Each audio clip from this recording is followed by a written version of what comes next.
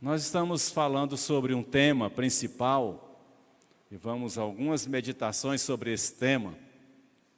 Se você não esteve presente domingo, você pode ir no canal Ágape Montese, e lá você vai pegar o início dessa mensagem, né? Também, que nós começamos, e ela foi dividida em algumas partes por ser um tema bem extensivo. E é noiva, prepara-te para o teu casamento. Esse é o tema principal. Nós vamos falar hoje a respeito da noiva à espera do noivo, certo? A noiva à espera do noivo. É a noiva que espera o noivo no altar, viu? É a noiva que fica aguardando o noivo chegar. Inventaram a história de que quem entra, o homem e a mulher vem atrás. Eu não sei onde foi que arrumaram essa ideia. Diz que é dos judeus, eu não acredito. Porque Jesus é que foi lá para entrar na casa. Elas estavam lá, né? Tá certo? Então, é um negócio meio complicado. Mas a noiva à espera do noivo. Deixamos duas perguntas no domingo passado, que foi: qual o significado de todas as noivas das 10, que é na parábola das 10 virgens, estarem dormindo, e o que significa o azeite. Hoje nós vamos falar sobre esta parábola, né? Nós comentamos no domingo passado sobre o plano de Deus de eternidade a eternidade, que o plano de Deus está relacionado com casamento, certo? Com casamento. E vamos aqui estar observando essas questões, tá? Mas um pouco antes, nós também falamos sobre o motivo que Deus, Ele, na sua palavra, explica o seu propósito de diversas maneiras. Deus, Ele fala de diversas maneiras para que haja entendimento, para que a gente tenha o conhecimento, né? Então nós falamos que o primeiro é no aspecto da família.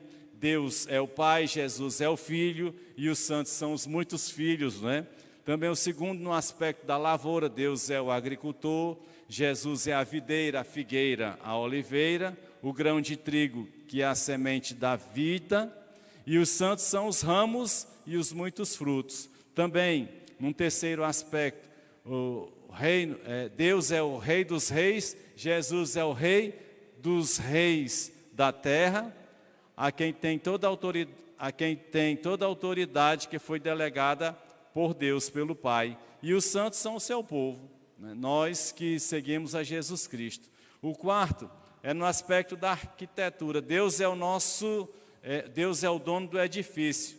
O Filho é o construtor, é a pedra angular, Jesus, né? A pedra angular. E os santos são o material de construção, incluindo as 12 portas e os fundamentos e os construtores, tá? Agora o quinto é o que nós estamos tratando, que é no aspecto de casamento, que Deus é o pai do noivo, porque Deus é o pai de Jesus Cristo, né? Deus é o pai do noivo, seu filho Jesus é o noivo, e a igreja, ou seja, os santos, é a sua noiva e futura esposa. É nesse aspecto que nós vamos continuar falando a respeito desse plano de Deus através do casamento, porque ele é muito profundo. Então, só trazendo aqui alguns detalhes a respeito do plano de Deus de eternidade a eternidade. Gênesis 2 foi iniciado o plano longo e duradouro de Deus, que ainda está em andamento, sem cortes, sem interrupções, porque Deus, ele vai caminhando, né? Lemos Gênesis 2:7, que Deus formou o homem do pó da terra, né? Lemos Gênesis 2:15 e a 18, que no 15 colocou o homem no jardim do Éden, e depois, lá no último 18, Deus faz uma declaração dizendo: então o Senhor Deus declarou, não é bom que o homem esteja só, farei alguém que o auxilie e lhe corresponda. E então, no Gênesis 21, 24, eu vou ler só para relembrar, Então o Senhor, Deus fez o homem cair em profundo sono, e enquanto este dormia, tirou-lhe uma das costelas, fechando o lugar com carne. Com a costela que havia tirado do homem, o Senhor, Deus fez uma mulher e a trouxe a ele. Disse então o homem: esta sim é osso dos meus ossos e carne da minha carne. Ela será chamada mulher, porque do homem foi tirada. Por essa razão, o homem deixará o pai e a mãe e se unirá à sua mulher, e eles se tornarão uma só carne. E aqui, quando Deus conclui, nesse momento, no casamento, no primeiro casamento, encerra-se o sexto dia. O sexto dia que está lá, cada dia que Deus nos mostra, falando que houve tarde e manhã em cada dia. Quando chega para completar o sexto dia, então Deus encerrou essa parte da criação e ela culminou com o casamento de Adão com Eva, tá?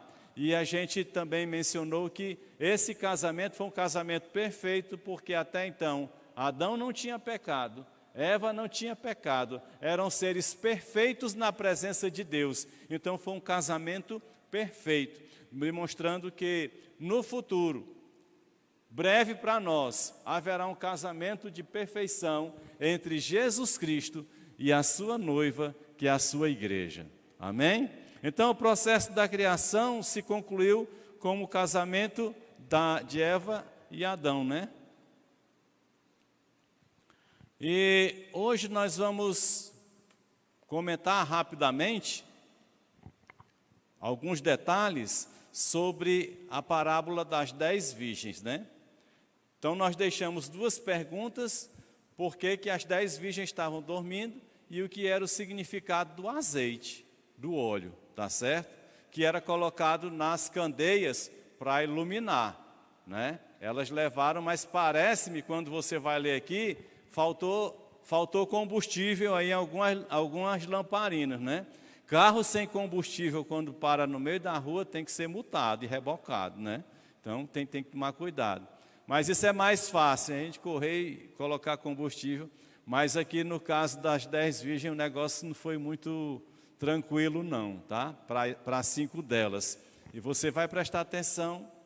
E aqui nós vamos ver o seguinte, e eu trago algumas indagações antes de ler Mateus 25, de 1 a 13.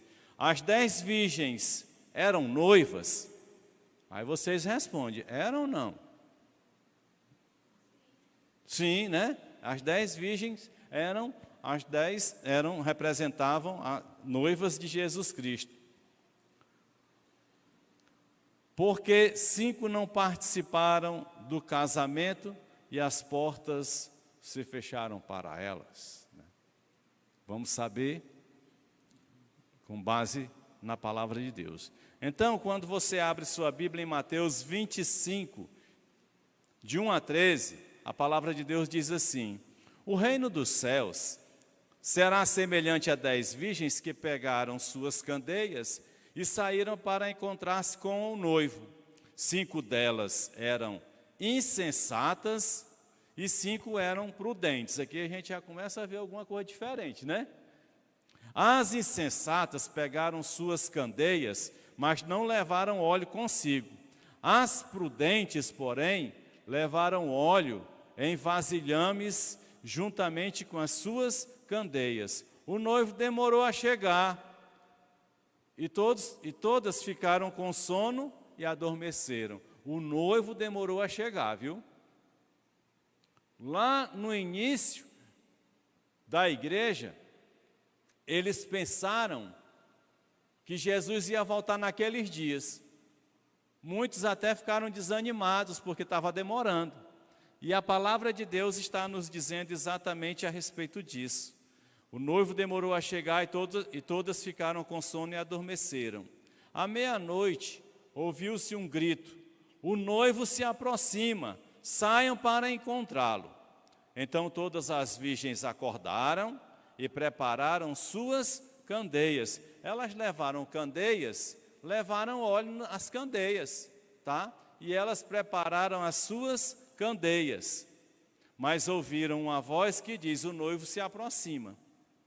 Então todas as virgens acordaram e prepararam suas candeias.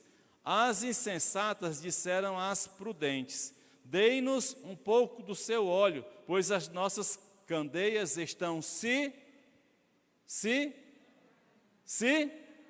apagando, né? Não deixa apagar a tua não, viu? Fala bem alto. Elas responderam: não, pois pode ser que não haja o suficiente para nós e para vocês. Vão comprar óleo para vocês. E saindo elas para comprar o óleo, chegou o noivo.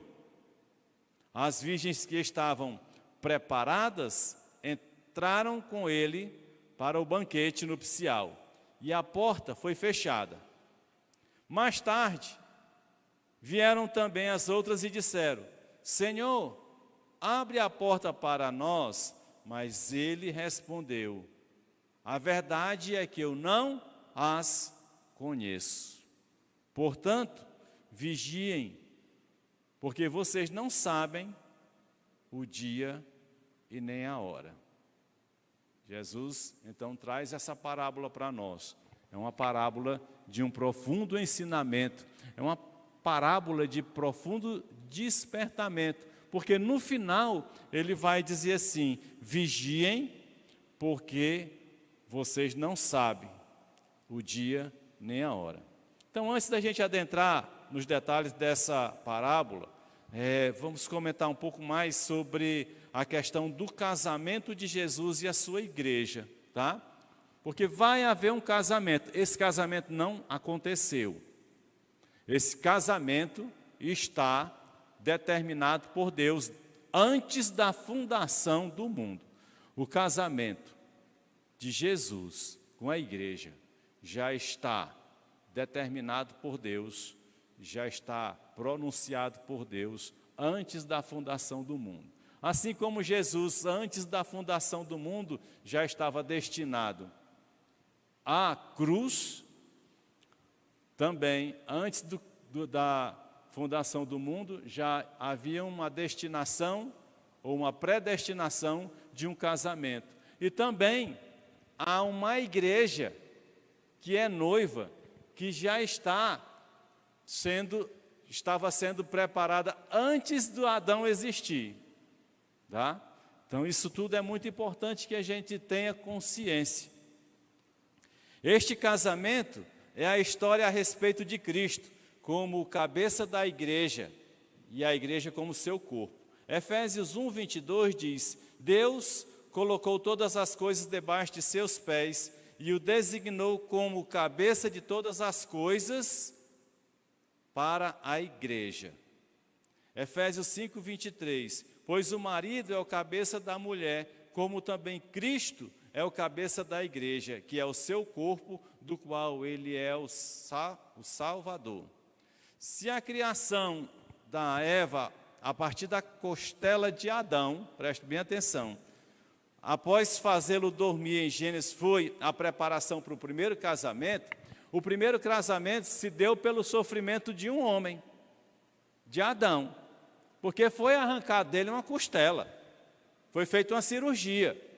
Ele dormiu em sono profundo, teve ali uma anestesia geral, e Deus tirou dele uma costela. Ele passou por um sacrifício para gerar a mulher, e desta mulher saiu um casamento, tá? Então este é o primeiro, mas este primeiro, ele se reporta para o segundo e o eterno, que é exatamente Jesus Cristo, ele indo àquela cruz do Calvário e se sacrificando. Jesus na cruz do Calvário, ele está dando origem à sua noiva, à sua igreja. O seu sacrifício na cruz faz nascer a igreja dele, e esta igreja vai se casar com ele. É um mistério de Deus. Houve um sacrifício no início, houve um sacrifício agora, e este sacrifício vai levar para um casamento na eternidade. O sacrifício de Adão, que deu origem a Eva, gerou um casamento. O sacrifício de Jesus deu origem à igreja, que vai gerar um casamento também. Só que este é o casamento eterno. Colossenses 2:2 diz assim: esforço-me para que eles sejam fortalecidos em seus corações, estejam unidos em amor e alcancem toda a riqueza do pleno entendimento, a fim de conhecerem plenamente o mistério de Deus, a saber, Cristo. Aí aqui neste caso de casamento, neste momento da palavra de Deus, que nos traz a respeito de casamento, nós encontramos 3 aspectos muito importantes, antes de chegarmos lá na noiva. Primeiro é que você é meu. Jesus diz para a igreja, você é minha.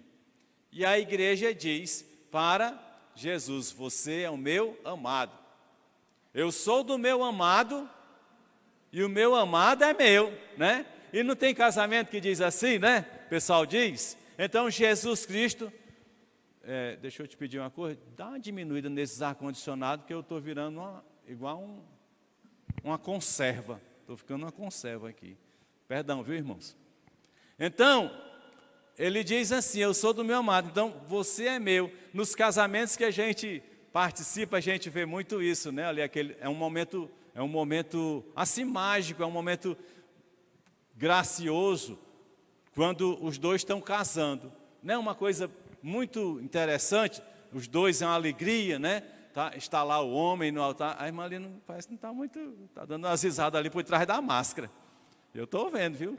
Mas é uma alegria muito grande, rapaz. Pessoal, eu já fiz alguns casamentos e eu vi aquela alegria tremenda. Pode estar dando alguma coisa errada, tudo bem. Mas lá vem a noiva e o noivo assim está nervoso, né? Pois é, Jesus Cristo está ansioso por essa hora. Tá? Por isso ele diz, você é meu. Então não é qualquer um que pode ser noiva de Jesus. Somente os redimidos, escolhidos e aceitos por Deus. Então não é qualquer pessoa. Tem muita gente, não, eu vou estar com Deus. Eu sou de Deus. Todo mundo é de Deus. Todos nós somos filhos de Deus. E as pessoas vão nesse caminho e levam uma vida completamente distante de Deus. Há uma coisa dissonante aí. E é preciso a gente acordar, tá certo? Então o plano concluído de Deus, que está finalizado no coração dele, é revelado no mundo conforme o planejamento e prossegue de acordo com a sua vontade. Para realizar esta obra, Deus continua a chamar os seus eleitos hoje. Jesus disse que ninguém pode vir a mim, a menos que o Pai o envie. Agora tem um detalhe que a gente precisa saber aqui. A noiva move o coração do noivo. Por isso que ele diz que as portas do inferno não prevalecem contra a igreja. Por quê? Porque a igreja está no mundo para semear a palavra de Deus. A igreja está aqui, certo? Mas, na verdade é que sem a vontade de Deus de nos dar a salvação, todos nós estamos perdidos. Mas parte dele, de Deus, esta vontade de nos dar a salvação. João 6,44 é o texto que fala a respeito quando diz assim: ninguém pode vir a mim se o Pai que me enviou não o atrair, e eu o ressuscitarei no último dia. Jesus veio e pregou o evangelho. Enquanto alguns creram, outros os perseguiram. Em obediência à ordem do Pai, Jesus pregou o evangelho e cumpriu sua missão. Jesus veio e a única coisa que ele fez foi falar do reino, falar do reino, falar do reino. Ele não julgou ninguém, não condenou ninguém, mas ele veio falar do reino, semear, falar do reino e preparar o terreno para que a igreja surgisse, né? Nessa hora pregamos o evangelho sem saber quem vai crer.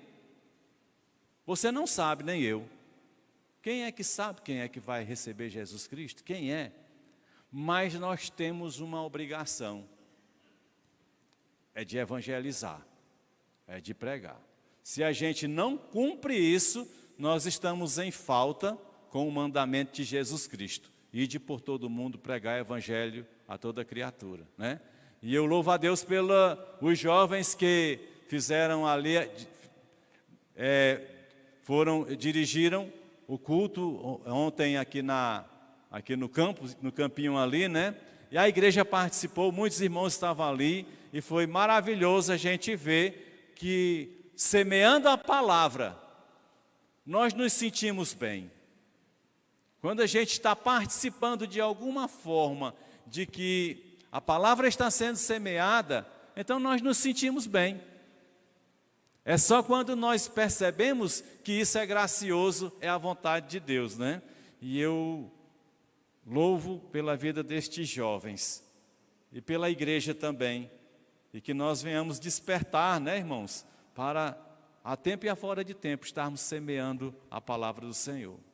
Atos 13:48 diz: ouvindo isso, os gentios alegraram-se e bendisseram a palavra do Senhor, e creram todos os que haviam sido designados para a vida eterna. Aqueles que estavam recebendo Jesus Cristo, agora, com vistas à eternidade, se alegravam. Romanos 10:8 e 10 nos mostra com tanta clareza qual é o passo que nós podemos tomar para sermos a noiva do Senhor, para sermos a igreja do Senhor, para estarmos na igreja. Igreja não é filiação, não é clube, não é você fazer um cadastro, não é você estar cheio de regras. A igreja, ela é o organismo, é o corpo de Cristo. Ela é um organismo vivo, que anda, que se move, que sente. Então Romanos 10:8-10 diz assim: mas o que ela diz, a palavra está perto de você, está em sua boca e em seu coração. Isto é, a palavra da fé que estamos proclamando. Aí vem, ó: se você confessar com a sua boca que Jesus é Senhor e crer em seu coração que Deus o ressuscitou dentre os mortos, será salvo. Não há mistério. O problema é a gente confessar com a boca e crer com o coração, né? Para a gente tirar da boca de alguém que aceita Jesus Cristo como Senhor e Salvador, é complicado. E eu falo isso porque já são algum tempo de estrada, né? Alguns dias de estrada já, mas é complicado. Pois com o coração se crê para a justiça e com a boca se confessa para a salvação. Meu pai, quando ele foi aceitar Jesus Cristo, nós temos um hábito de dizer: levante a mão, né? Para que o pregador possa enxergar e ver. É uma coisa natural. Não é levantar a mão que você está aceitando Jesus Cristo, mas é para que isso. Meu pai, ele não conseguiu levantar a mão quando ele foi aceitar Jesus Cristo. Então, sabe o que ele fez? Ele ficou em pé e foi lá para frente. Ele deu um drible no Satanás ali, né? Porque às vezes a pessoa quer levantar a mão e não consegue, a mão está ali, morta. Mas é preciso que a gente ouça a voz do Espírito e tome a decisão. A gente decida. Então aqui nós temos: você é meu, depois o encontro com a aliança. No casamento, nós sabemos que tem o anel, que quem se casa usa o anel, né? Tem a mola, igreite, e é um contrato também, é um documento que dá garantias para os dois. Então note que quando chega a hora de nós participarmos desse casamento, nós estaremos para sempre como herdeiros do Senhor na eternidade. E tem muita coisa lá que a gente não sabe, viu? Tem muita coisa que nós vamos aprender. E tem muita coisa lá que nós nunca vamos saber. Essa é que é a grande verdade. Mas muita coisa a gente vai saber que a gente não sabe. Mas tudo é bom, viu? Porque em torno de Deus nada é ruim. Hebreus 13:20 diz assim: o Deus da paz, que pelo sangue da aliança eterna trouxe de volta dentre os mortos o nosso Senhor Jesus, o grande pastor das ovelhas. A verdade prometida veio por meio do Espírito de Cristo. Como nós podemos ver, Ezequiel 36, 25 a 28. Aspergirei água pura sobre vocês, e vocês ficarão puros, e eu purificarei de todas as suas impurezas e de todos os seus ídolos. Darei a vocês um coração novo e porei um espírito novo em vocês. Tirarei de vocês o coração de pedra e lhes darei um coração de carne. Porei o meu espírito em vocês e os levarei a agirem segundo os meus decretos. Só por meio do Espírito Santo, dentro de nós, é que nós vencemos o pecado. Se não conseguimos vencer o pecado, pode anotar isso aí e escrever na sua casa. Se você não conseguir vencer o pecado, é porque o Espírito Santo não está em você.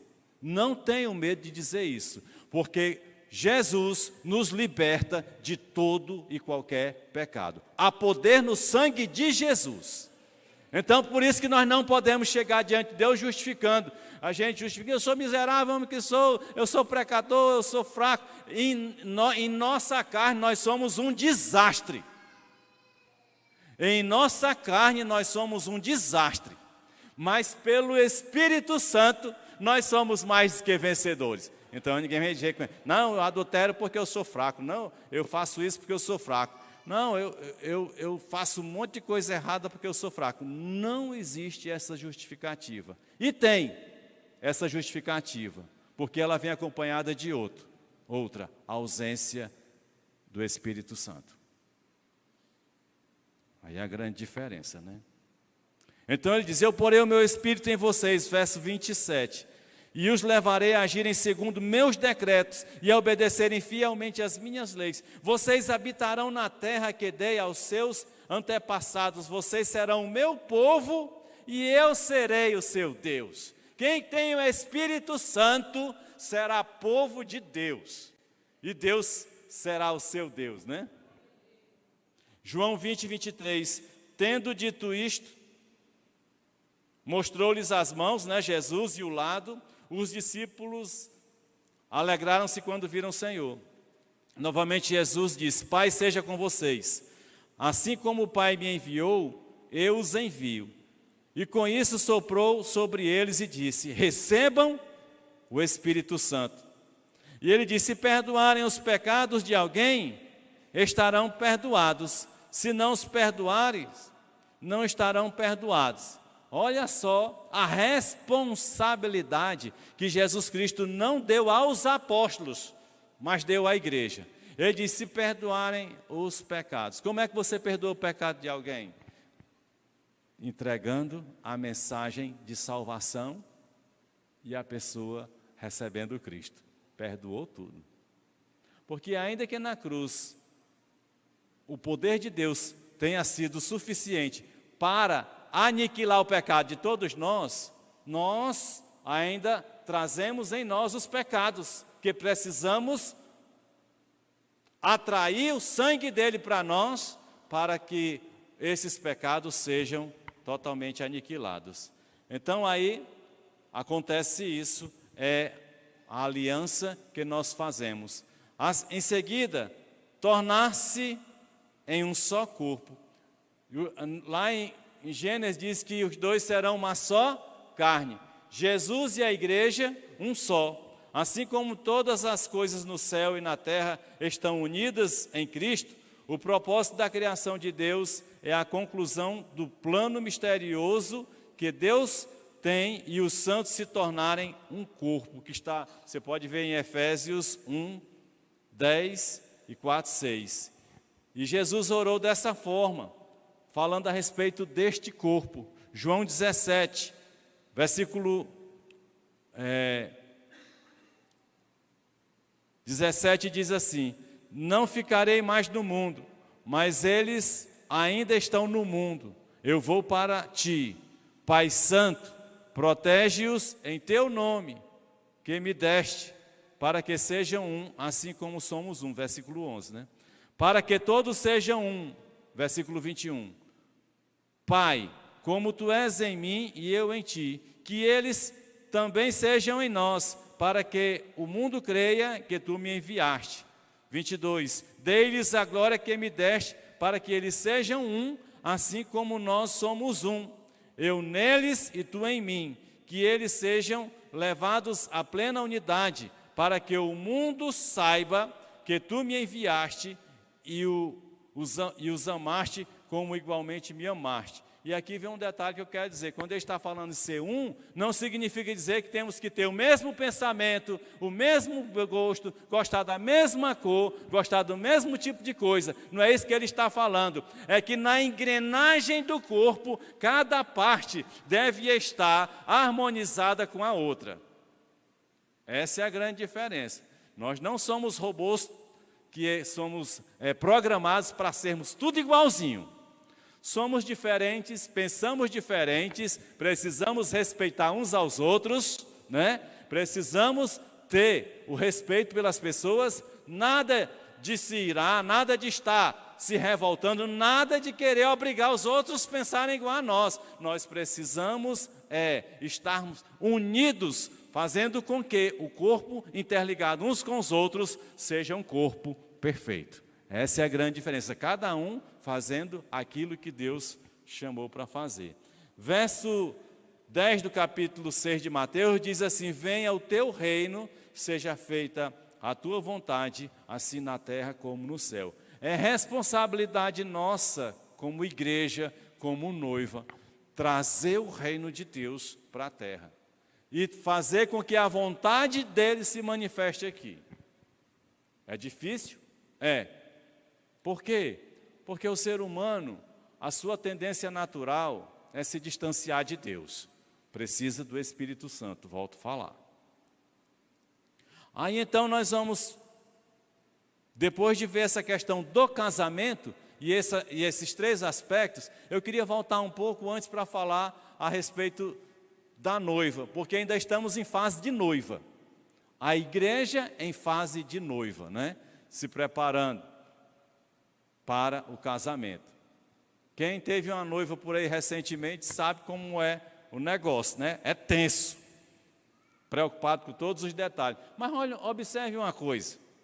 Esté, no capítulo 2, versículo 12, mostra algo interessante para nós. Tem a história de um dia de noiva, né? A noiva fica lá, só relaxando, perfume e tal. Tá certo, tá errado não. Tem que ficar bem tranquilo, né? Mesmo assim ela ainda fica nervosa.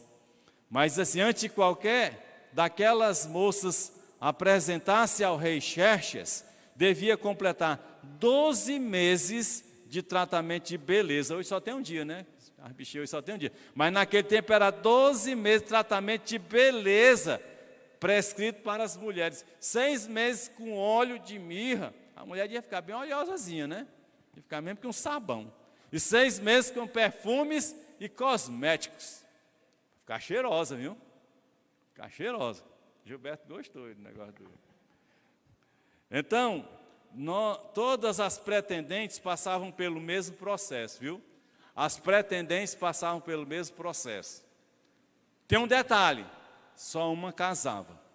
Sabe qual era que casava? Sabe qual era? A que chamava a atenção do noivo. A que agradava ao noivo. Sabe quem é que Deus mira o seu olhar de amor de forma intensa? Aqueles que amam a sua palavra.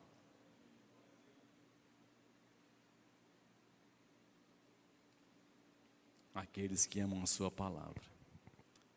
Agora sim, rapidamente aqui vindo para a parábola das 10 virgens, diz que o reino dos céus, pois, versículo 1, capítulo 25, será semelhante a 10 virgens que pegaram suas candeias e saíram para encontrar-se com o noivo. Todas as virgens aqui levaram suas candeias. Elas tinham candeias. Elas tinham candeia na lamparina, né? Então elas levaram as suas lamparinas. Mas a palavra de Deus diz assim logo para a gente, de primeira, no segundo versículo logo, que eram 10 virgens, ou seja, 10 noivas que iam se casar, tá? E aí logo em seguida ele diz, porém, 5 delas eram insensatas e 5 eram prudentes. E observa a ordem aí, que ele chama a ordem primeiro as insensatas e depois as prudentes. Sabe por quê? Porque nós passamos a ocupar nossa mente mais com as pessoas que nos aborrecem do que com as que nos abençoam. As pessoas que nos fazem bem, que nos abençoam, que gostam da gente, que oram pela gente, que cuidam da gente, às vezes a gente passa a semana todinha sem lembrar dela. Mas uma pessoa que nos aborrece, a gente lembra dela de manhã, de tarde, de noite, todos os dias da nossa vida. Tá? E me diga se eu estou errado. Mas está errado. Eu tenho que estar preocupado com quem me aborrece, eu tenho que estar atento a quem me abençoa, quem cuida de mim, né? Então a gente tem que mudar isso. Nós temos que ser curados, viu? Se você pensou igual a mim, você precisa da cura que eu preciso e eu estou sendo curado já. Mas você também precisa. Então 5 eram insensatas e 5 eram prudentes. Insensata não se preocupa com os resultados das suas atitudes. Não quer nem saber onde é que o pau vai quebrar. Ela não quer nem saber se a casa vai cair. Ela vai fazendo as suas atitudes sem pensar. Uma vez, um pastor comprou um carro, deu problema no carro, deu uma dificuldade, deu zebra, deu problema, e ele veio para mim, para eu ajudar ele a resolver essa pendência. Aí eu perguntei logo para ele, antes de você comprar esse carro, você orou? Não. Eu digo, então o negócio já está errado aí. Porque tudo que a gente tem que fazer, a gente tem que ter hábito. A gente tem que orar. Senhor, o Senhor concorda? O Senhor libera? O Senhor aprova? Tudo. Né? Se for para fazer a coisa errada, você pergunta também que você já sabe a resposta antes de perguntar.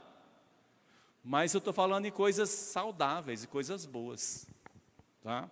Então, as insensatas, elas não se preocupavam dos resultados das suas atitudes, eram imaturas. As prudentes observava e se preocupava nos resultados e no que estava fazendo. A pessoa prudente, ela pensa, ela age dentro de um equilíbrio, de uma linha, né? Versículo 3. As insensatas pegaram suas candeias, mas não levaram óleo consigo. Tinha óleo na candeia. Estava acesinha, viu, da insensata. Tinha óleo. Então, muita gente está dentro da igreja, tem óleo, mas o óleo pode estar acabando. O óleo é uma tipificação do Antigo Testamento, do azeite que ungiu o rei, que falava do Espírito Santo. Certo? É o azeite. Então note que pegaram suas candeias, mas não levaram óleo consigo. As prudentes, porém, levaram o óleo em vasilhas juntamente com as suas candeias. As prudentes levaram, além da candeia com óleo, elas levaram uma vasilha à parte. Diga, eu vou levar aqui de reserva. 5 levaram a reserva. Nunca é demais você estar na presença de Deus. Eu já fui ao culto domingo passado, para que ir domingo agora? Pois você devia ir para o culto todo domingo, toda quinta-feira, todo sábado de manhã. Você devia estar em casa todo dia, buscando o Senhor e cultuando ao Senhor em casa. Você devia estar direto com o Senhor, porque elas levaram vasilhas extras. Não só na candeia, não. As insensatas levaram nas candeias, estava acesinha, tudo acendendo, as lamparinazinhas, viu? Foguinho ali, aquele foguinho amarelo de lamparina, né? Mas, o que acontece? O noivo demorou a chegar e todas ficaram com sono e adormeceram. Aí eu perguntei, o que significa adormecer? não é negligência, gente. Elas adormeceram porque todos nós precisamos descansar. Não é negligência. Elas adormeceram, não significa dizer que elas não estavam preparadas. Levaram suas candeias. O Espírito estava nelas, mas elas precisavam dormir. É nesta hora da dormida é que Jesus chama a sua igreja. É na hora do sono.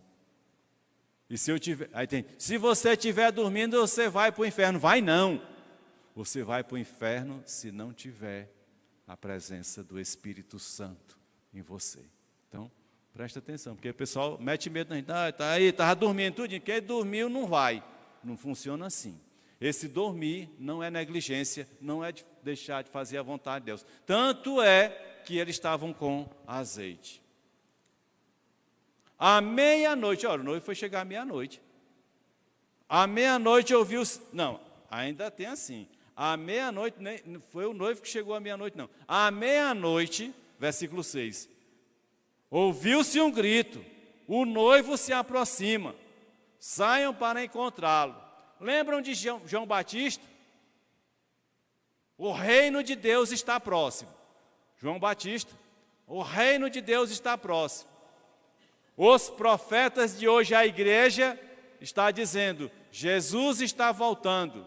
Os profetas, os sacerdotes, os pastores, os ministros que têm a presença de Deus em sua vida, que têm o Espírito Santo em sua vida, está dizendo, igreja, acorda, Jesus está às portas.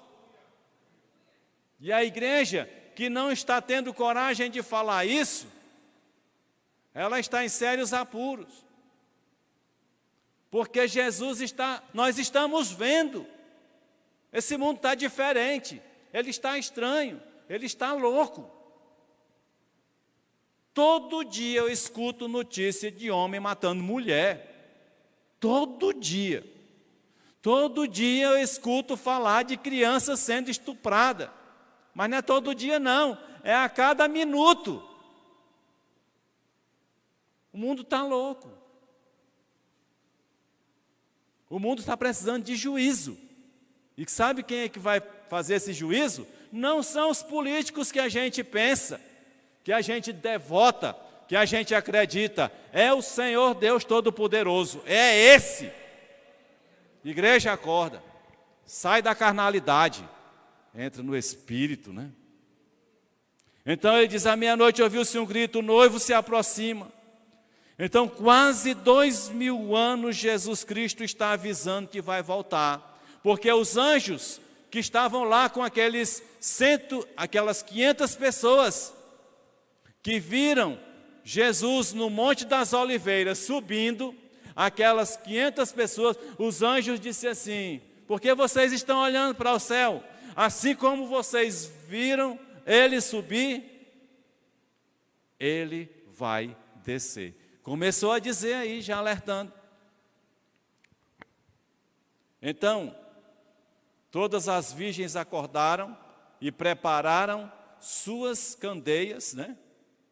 Todas prepararam as suas candeias, todas. Então, todas acenderam as luzinhas, viu?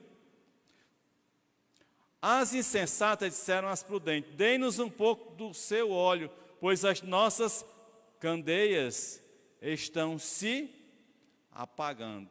Aqui começa a grande diferença. Aqui é que a gente sabe o que é trigo e o que é joio. Saber não é arrancar, né? Porque elas disseram, as nossas candeias estão perdendo a luz, o brilho está se apagando. Então arranja um pouquinho do teu azeite. O azeite tem alguns significados. Jesus Cristo, o azeite, ele é feito da oliveira, certo? Não é qualquer óleo que colocava dentro das lamparinas, não. Não era qualquer tipo de óleo, não. era um azeite, que era o que fazia permanecer aquele negócio, aí tinha um paviozinho e ficava aceso, certo? E o azeite, ele era feito da oliveira. O que que pegava? Pegava a azeitona, né? A azeitona, que é da oliveira, e começava a esmagar, tirar o caroço, tá? E espremer até se tornar uma pasta, e dessa pasta eles iam transformando, tirando a água da pasta até se formar aquele óleo, aquele azeite. Aí tem hoje até um azeite ainda, né, que a gente coloca na comida, é mais ou menos aquilo ali, mas ele tinha esse processo de sacrifício da azeitona sofrendo, tá? Para gerar a luz na candeia. Jesus Cristo, ele vai ao Monte das Oliveiras, lá ele passa pelo mesmo processo que uma azeitona passa. Porque naquela última oração dele, a palavra de Deus diz que lá no Monte das Oliveiras, lá no Getsemane, né? Ele estava orando e ele estava numa angústia, numa dor tão grande, que a palavra de Deus diz que ele suou gotas de sangue. Então ele estava nesse processo de sacrifício, porque ele estava ali se dando por nós. É um sacrifício, sofrimento, uma entrega. Então o azeite se espreme até ficar o óleo. Mas quando ele está falando isso para nós, também tem um significado. É que não é o meu problema, a minha tribulação, não é a minha dificuldade, seja a enfermidade, seja algum tipo de conflito, que isso está gerando azeite. Não tem nada a ver com os problemas que a gente passa. O azeite que nós produzimos, o óleo que nós produzimos, ele se dá em uma vida de oração, de comunhão e de relacionamento com Deus, independente do que a gente vinha passar, seja por uma enfermidade, seja por algum problema, seja, infelizmente, alguém que levou as coisas da gente apontando uma arma. Isso não tem nada a ver com produção de azeite para a nossa lamparina para a eternidade. O que produz para nós, e até o Edson estava falando na quinta-feira, você vai olhar lá a mensagem dele na quinta-feira, falando uma coisa muito importante: oração. Parte da oração a produção do nosso azeite. E parte da oração a nossa comunhão e o nosso relacionamento com Deus. Porque uma coisa é certa: se a gente não ora, jamais podemos produzir qualquer espécie de relacionamento e de comunhão com o Senhor.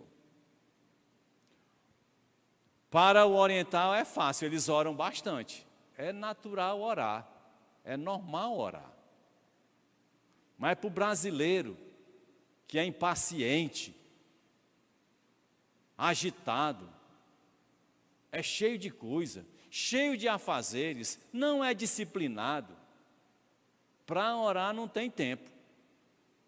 Se não tem tempo de orar, não tem tempo de ter comunhão. Se não tem tempo de ter comunhão, não tem relacionamento com Deus. Se não tem relacionamento, onde é que está o azeite? Está só uma coisinha na candeia que vai apagar. Essa é a diferença. Então, as insensatas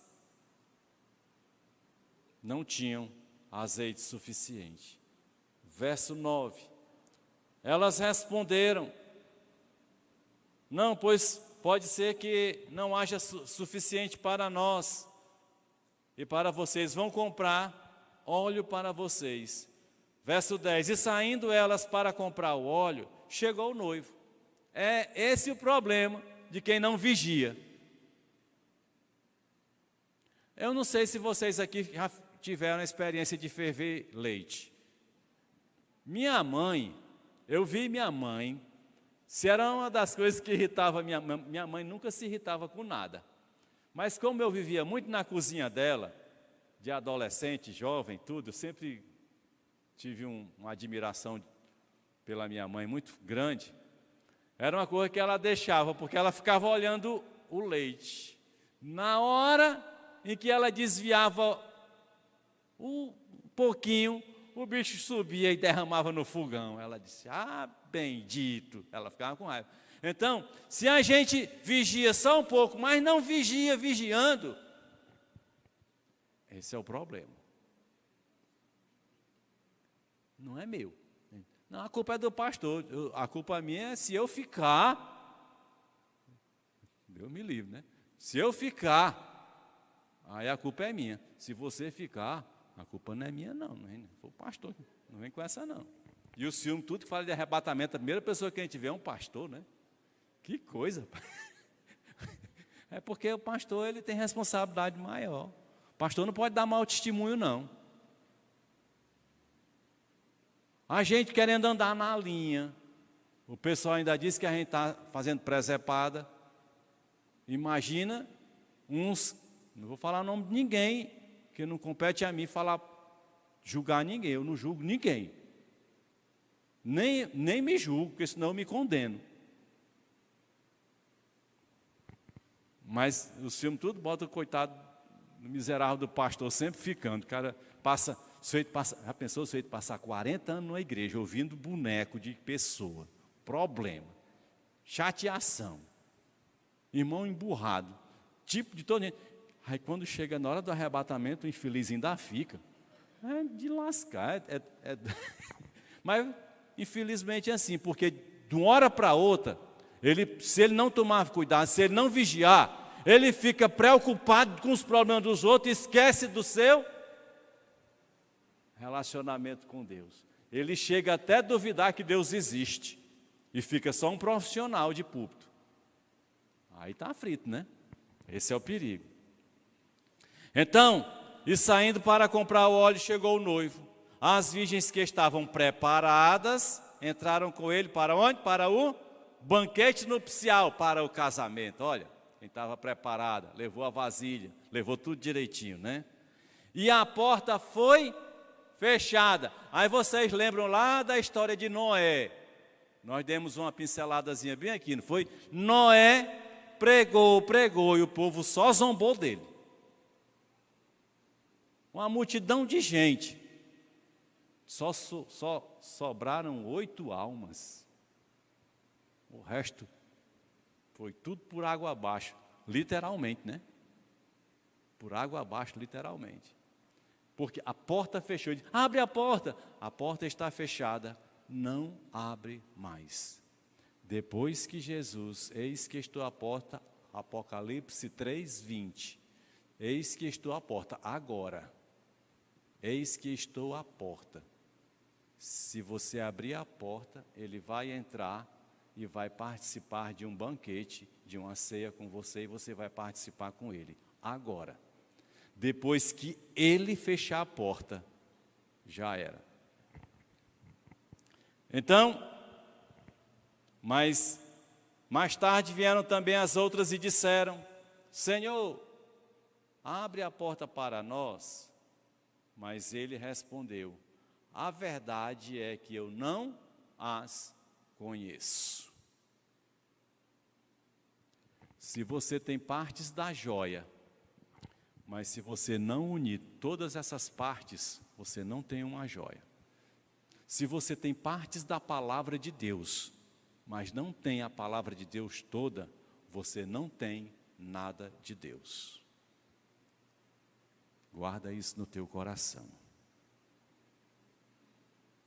Os personagens bíblicos, Abraão, Davi, Pedro e Paulo, já cumpriram sua parte. É a nossa. Nós temos que cumprir a nossa. Sermos o quê? A igreja do Senhor Jesus. Não espere para amanhã, não.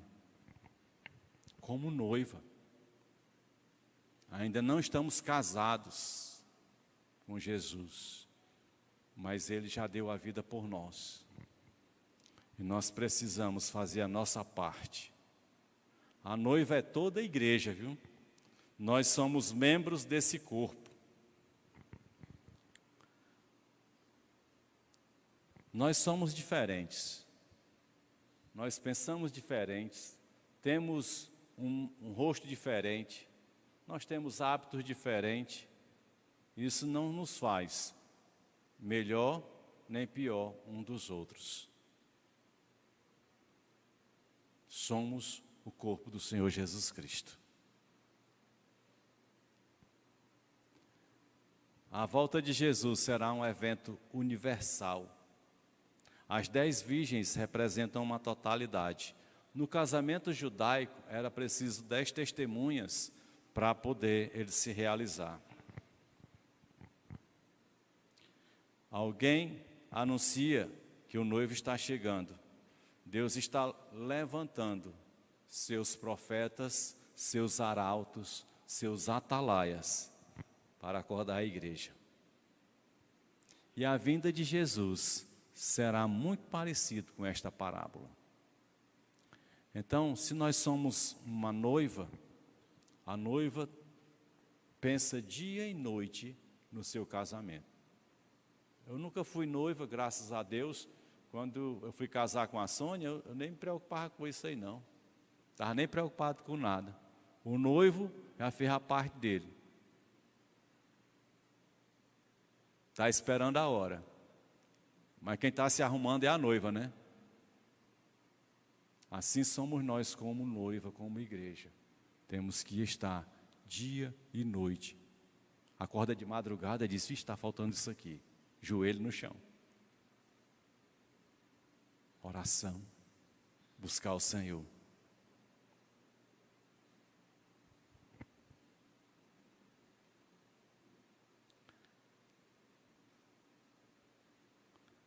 Que nós possamos ter este cuidado. Eu queria apenas ler um último versículo.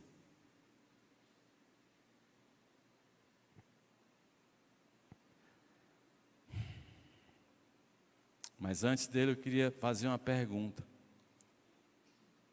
Será se eu sou conhecido no céu?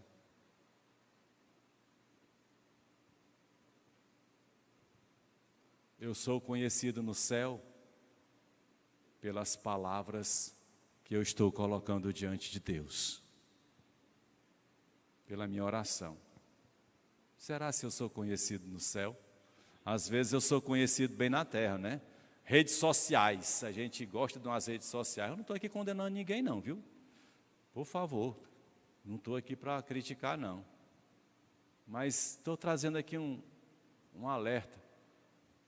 Somos conhecidos no céu? Será se eu, Laércio, sou conhecido no céu? Pode ser que naquele dia eu diga, Senhor, eu expulsei demônios, profetizei, curei, era pastor, era diácono, era do louvor, tocava, cantava. Muitos vão dizer assim, mas será se eu sou conhecido no céu?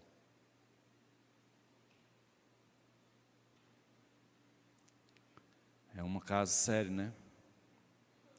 Sem vida de oração, comunhão, relacionamento com Jesus Cristo, por meio do seu Espírito Santo, você pode ser muito conhecido na terra, mas não será conhecido no céu. Nós queremos ouvir a voz de Deus, mas também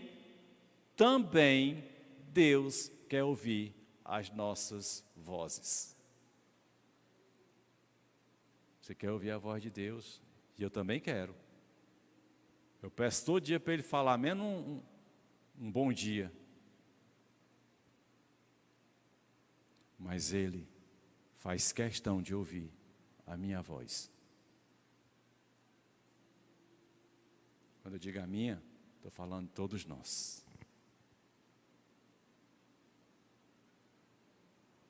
Nós não sabemos quem vai estar na grande festa, mas temos que ter a certeza de que estaremos lá. Aí é com cada um, você tem certeza de que você vai estar lá?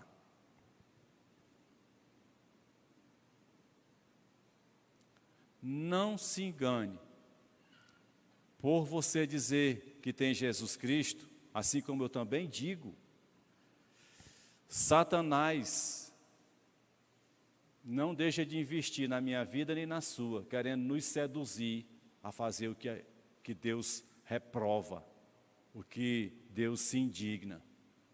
Ele trabalha, ele é teimoso, mas é trabalhador. Ele não para, enquanto não nos colocar na lama.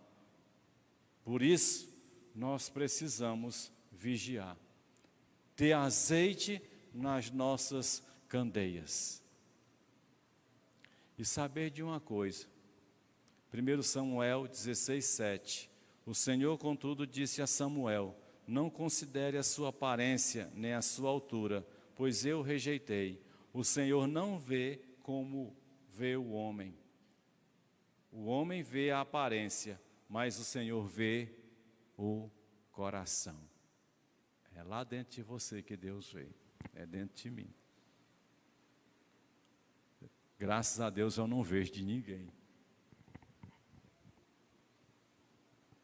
Tem gente que quer ver, né? Senhor, me dá aí espírito para eu ver todo mundo. No meu caso é o contrário, eu não quero ver de ninguém. Mas o que eu quero é que cada um de nós estejamos amadurecendo. Porque para se casar, a noiva tem que estar madura. Não se casa criança. Criança não pode se casar. Só quem é maduro, madura, só quem é maduro pode se casar. Então que a gente esteja amadurecendo. E que o Senhor esteja cuidando de nós.